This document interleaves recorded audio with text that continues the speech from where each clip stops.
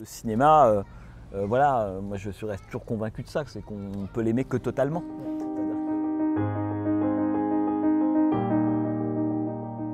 Ah donc je commence là. Alors, bon, on va commencer. Alors. Donc Jean-Baptiste, on a le plaisir de t'avoir au Bloody Weekend. Bah, merci pour l'invitation. Comment tu as démarré ta vie de cinéphile? Quand tu es rentré en cinéphilie? Alors c'est une question qui est... alors je ne serais pas honnête si je vous disais que c'est arrivé le 22 novembre 63. Bon, j'étais pas né déjà. Et surtout que je pense qu'en fait on devient un jour cinéphile où on se dit tiens, a priori je suis un peu cinéphile, mais on n'arrive pas, on débute pas en cinéphilie. Enfin, je veux dire, moi j'ai mis des années avant de me dire tiens, la cinéphilie c'est ça, peut-être que je suis un cinéphile. Et puis une fois qu'on a dit ça, on a dit quoi? Bon. Donc ce que je sais par contre, c'est que j'ai toujours adoré le cinéma. C'est quelque chose qui même, moi j'ai un parcours avant de faire un parcours d'études de cinéma qui avait strictement rien à voir avec ça, un parcours très scientifique, beaucoup plus classique quoi. Voilà. Mais même quand je faisais ça, donc pas du tout destiné à faire des études de cinéma, ni des livres, ni de la radio, ni des films, enfin pas travailler dans ce secteur-là, je sais que ma passion à côté de ça, c'était toujours d'aller voir des films. Et d'aller voir des films en salle, de découvrir. Je me souviens par exemple, je devais avoir, je sais pas, 11-12 ans, il y avait l'Escurial Panorama à Paris, boulevard Port-Royal, qui existe toujours, qui faisait un festival du cinéma fantastique à l'époque. Et donc j'étais ado, alors c'était compliqué parce que moi j'étais à une époque où il y avait des films à moins de 13 ans, au moins de 18, et quand on avait 11-12 ans et qu'on avait envie d'aller voir Alien ou autre, c'était très compliqué. Alors il fallait toujours arriver à passer un peu en sous-main, etc.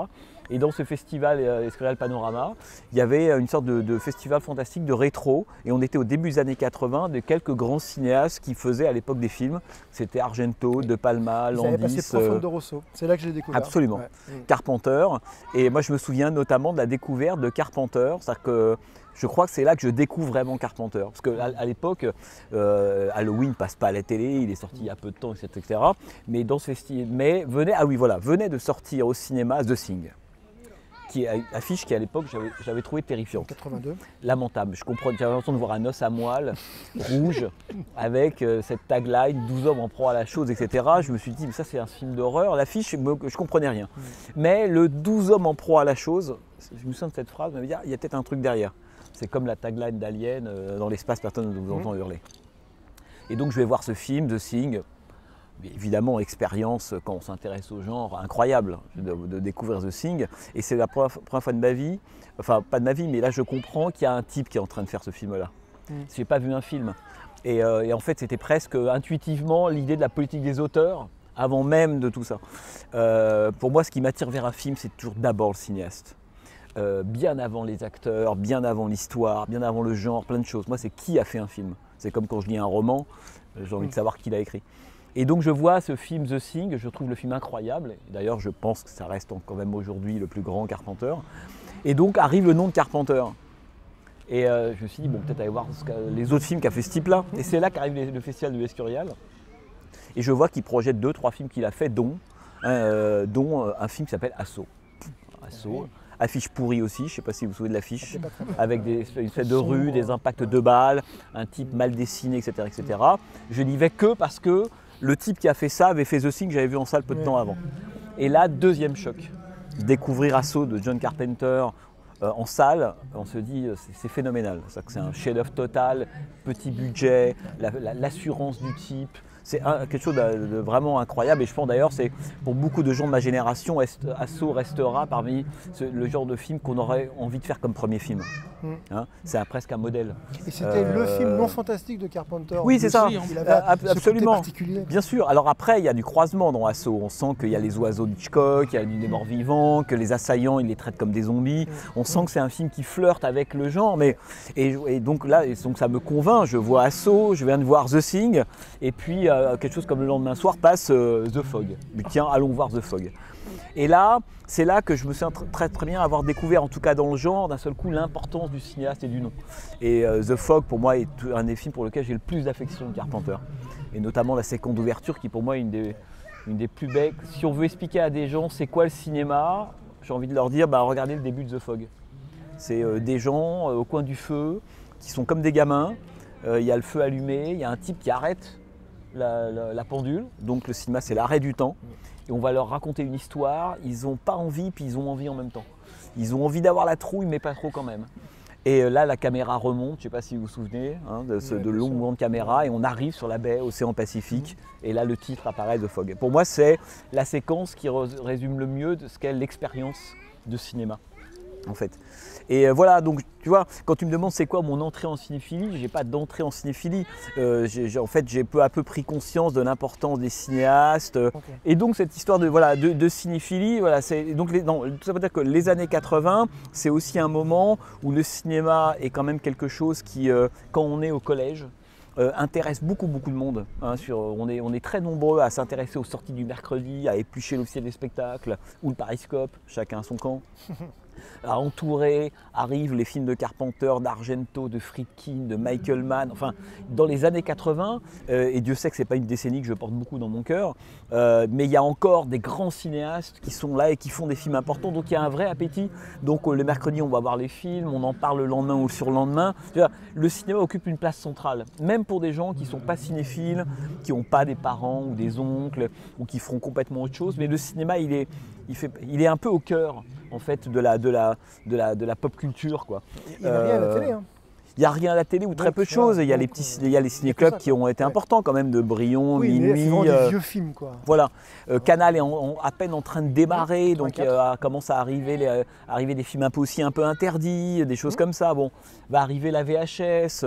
Bon, donc c'est un moment où la cinéphilie est en train de changer de visage parce qu'elle est les gens qui ont aimé certains films peuvent voir encore des films des mêmes cinéastes qui sortent. 2, il y a la VHS qui est en train d'arriver, ça change notre rapport. On va se mettre à s'échanger les cassettes, à revoir les films, etc. Et donc voilà, je pense que l'entrée en cinéphilie, ça a été vraiment ça. C'est-à-dire que ça a été vraiment ce début-là des années 80, avec le moment où, et notamment là, on est au Bloody Weekend, donc sur la question du genre. Moi, j'ai commencé à m'intéresser au cinéma quand j'étais petit par le genre. C'est après que je suis allé vers autre chose, mais le genre a été mon cheval de Troie. En fait. Mais le genre, c'était aussi bien le film d'horreur que le western, que le péplum. J'ai pas aimé Antonioni quand j'avais 7 ans et demi. Donc j'ai aimé Antonioni à 22, 23 ans. C'est là que j'ai commencé à aimer, à comprendre surtout pourquoi c'était important. Et puis à me dire que le cinéma, moi je suis toujours convaincu de ça, c'est qu'on peut l'aimer que totalement. Ouais. C'est-à-dire que je ne comprends pas ce que ça veut dire que n'aimer qu'un seul type de film, qu'un seul type de cinéma. Non, le cinéma, on doit pouvoir faire le grand écart parce que les films eux-mêmes, ils portent la trace de ça. Quand on est là dans le cinéma de genre, Romero, moi que j'ai un peu connu, et son film favori, c'était quand même Les Contes d'Hoffmann de Michael Powell. Ouais, comme Scorsese d'ailleurs. Mais bien sûr. Donc, et donc les films de Romero, c'est pas des films de genre. C'est des films qui, à un moment donné, passent par des motifs qui empruntent au genre, mais c'est du grand cinéma tout court. Et il y en a plein comme ça. Hein. Et donc voilà, par contre, j'ai toujours été convaincu, moi, ma cinéphilie, comme je suis venu par le cinéma de genre, disons que ça a eu une influence en fait, sur la façon dont après je me suis fait des études de cinéma ou à écrire des livres ou des choses comme ça. C'est le côté un peu militant, c'est-à-dire que moi j'ai toujours pensé que faire de la critique de cinéma, c'était d'abord, c'était pas uniquement dire un nouveau truc intelligent sur un cinéaste qu'on a déjà beaucoup traité. Ça, il faut le faire, bien sûr. Mais je me suis dit, il y a déjà tellement de cinéastes qui n'ont pas leur place, qui ne sont pas encore reconnus, qui n'ont pas encore été invités à la table, que c'est ça la priorité. Et donc Argento, Carpenter, Romero, le genre quoi. Après Bogdanovich, moi j'ai toujours eu un vrai souci de ça, c'est-à-dire que j'ai une grande admiration pour des cinéastes qui sont beaucoup aimés ou traités, bien entendu, que ce soit John Ford, on parlait d'Antonioni, mais quand il s'agit d'aller travailler, d'aller faire un livre, etc., je me dis bon, il faut quand même, il y a encore des gens qui n'ont pas leur place, il y en a beaucoup qui n'ont pas encore leur place. Et plus le temps passe, plus on a le sentiment que le monde souterrain est énorme. Il n'y a qu'à voir les livres de cinéma. Moi, je suis toujours obsédé par les livres qui ne sont pas écrits. Là, je me dis, je ne sais pas, vous allez dans une librairie de cinéma aujourd'hui, où sont les livres sur John Frankenheimer? Il n'y a rien sur John Milius, par exemple. John Milius, mais Walter Hill. Il y en a des palanqués, c'est-à-dire qu'il y a un livre sur King Vidor. Où sont les livres sur William Wellman? Et Spielberg, par contre, on a 40. Oui, oui. Donc, t'as que si demain, voilà, comme ça, vous me posez la question, moi, faire un livre sur Spielberg, je ne suis pas un immense amateur de Spielberg, mais indépendamment de ça, je me dis, est-ce que c'est besoin vraiment d'écrire un livre sur Spielberg? Moi, il n'y a pas un livre sur Pakula, il n'y a pas un livre sur Sarafian. Et la liste, elle est gigantesque. Donc, je me dis que c'est plutôt ça qu'il faut faire. Et quand j'ai commencé à m'intéresser à la cinéphilie, peut-être à cause du genre, je me suis dit, ça, c'est prioritaire. Et d'où le fait que mon premier bouquin, c'est sur John Carpenter, avec Luc Lagier. À l'époque, il n'y a pas un livre sur lui. Mon deuxième, c'est sur Massacre à la tronçonneuse.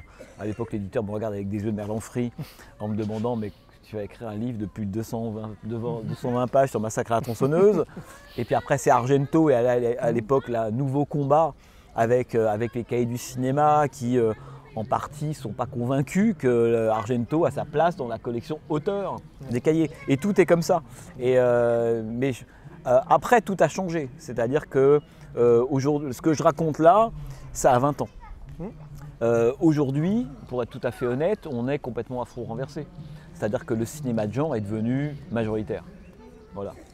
C'est que, je veux dire, que ce soit des gens comme Carpenter, Cronenberg, Argento, qui va avoir sa deuxième rétrospective après 10 ans à la Cinémathèque, bon, bah, ils sont dans les cahiers, dans Libé, Le Monde. C'est-à-dire que le combat a été gagné. Voilà. Donc ça, que, tu vois, je rentrerai en cinéphilie aujourd'hui, ce qui est évidemment une hypothèse d'école, je pense que j'aurais pas les mêmes combats du tout. C'est-à-dire que je me dis, j'ai presque le sentiment, en étant un peu radical, que c'est presque aujourd'hui ce qu'on appelait les classiques il y a 20 ans, qui sont plus en voie d'oubli que tout le cinéma de genre. Moi, je le vois quand j'en parle autour de moi, ou je le vois même dans la collection dont je m'occupe chez Studio Canal. Quand on sort Elio Petri, Luigi Zampa, on a des ventes extrêmement faibles. Alors que Petri, Luigi Zampa, on sort Corbucci, Giulio Questi, on cartonne.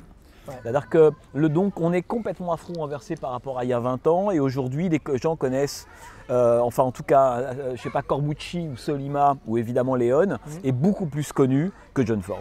Oui, c'est paradoxal. Ou que Buttiker, ou que Walsh, ou que tous ces grands western classiques. Donc le combat aujourd'hui, c'est bon, bah, maintenant la bataille ou pas la guerre, mais la bataille de la reconnaissance de ces gens-là a été gagnée, au-delà de toute espérance, parce que c'est tellement au-delà de toute espérance, c'est que maintenant on arrive même à des trucs, parce que la reconnaissance ne veut pas dire la mise au même niveau de tout le monde. Oui, bien sûr. Ça, le risque quand on se met à s'intéresser au genre, c'est quand on dit attention, il y a Corbucci, il y a Solima. Oui, mais Corbucci, Solima, quoi qu'ils sont très très bons, mais disons des gens comme je sais pas moi, Castellari, Alberto Del Martino, Lenzi, il faut qu'ils aient leur place, mais il ne faut pas non plus faire croire que Lenzi, c'est Antonioni, que c'est Pasolini, que c'est même Dino Risi ou Zampa. Donc c'est ça qui est important. Et par moments, j'entends parfois ça et je peux entendre ce reproche-là qui est de se dire oui, mais alors il y a eu tous ces gens qui étaient dans l'ombre, maintenant on les a mis dans la lumière et on les a tellement mis dans la lumière que on a le sentiment que ils valent les plus grands, mais c'est pas grave, chacun a sa place et n'a pas la même place, mais il faut que chacun ait sa place. Et donc ça, c'est ça qu'aujourd'hui on est on est un peu afro-renversé. Moi je le vois, là on va peut-être parler d'Argento. Argento, pour les cinéphiles d'aujourd'hui, il est quand même ultra connu maintenant.